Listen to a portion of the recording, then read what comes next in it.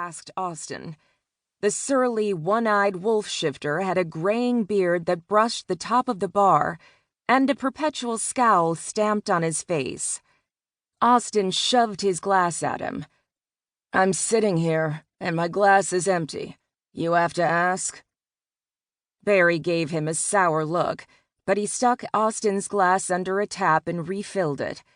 He set it down just as Savannah stormed up to him and slapped her hands down on the scarred wooden bar. "You've got some nerve," she snapped. Austin took a long sip of his beer, then set it down on the bar and swiveled to look at her. His lips quirked in amusement, and his dark mood receded. He'd been hoping Savannah would show up and find him here.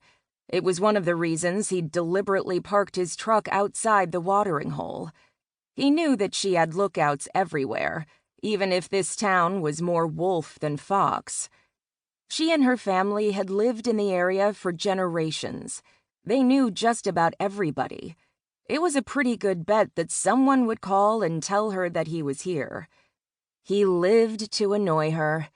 It was so fun and so easy. "A lot of nerve," he agreed with her. "In fact, one might say that I was born with extra nerve. Actually, I'm exceptionally gifted in a lot of areas.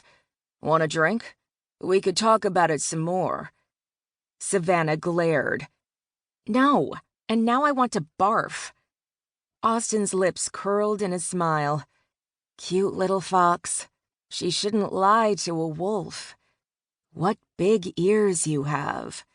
With his enhanced shifter hearing, he could pick up the increase of her breathing rate and the thudding of her heart. What a big nose you have. With his exquisite sense of smell, he could scent the spicy aroma of her arousal. To say nothing of the delightful visual evidence of her nipples swelling against her blue scoop-necked shirt. Savannah always dressed like a tomboy, in t-shirts and jeans that failed to hide her generous curves, and he loved it.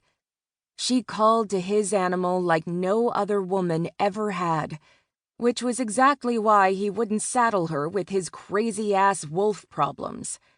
But he might as well enjoy whatever time he had left. He couldn't pursue her the way he wanted to, but he could at least flirt with her and drive her insane. He called out to the bartender, "Barry, my friend here wants a mojito, made with white rum, of course, and don't skimp on the mint leaves." He glanced at her and saw her eyes widen in surprise and her nostrils flare. Barry stared at him while slowly wiping the bar with a filthy rag. Austin couldn't recall ever seeing Barry crack a smile. "This ain't the Gilded Lily. We got beer and we got rot gut. We don't have a whatever the hell you just said." Austin grinned fiercely. He knew that. He'd been staying in this remote shifter town in southeast Washington state for the past 3 months, and this was his bar of choice.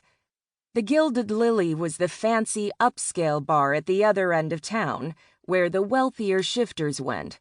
He never set paw in there. They reminded him of his family, of his original pack.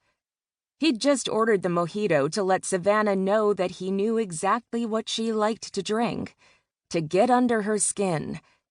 Savannah stared at him, arms crossed over her chest. "The mark that you have out there in the car? He was mine, you asshole. I did all the work.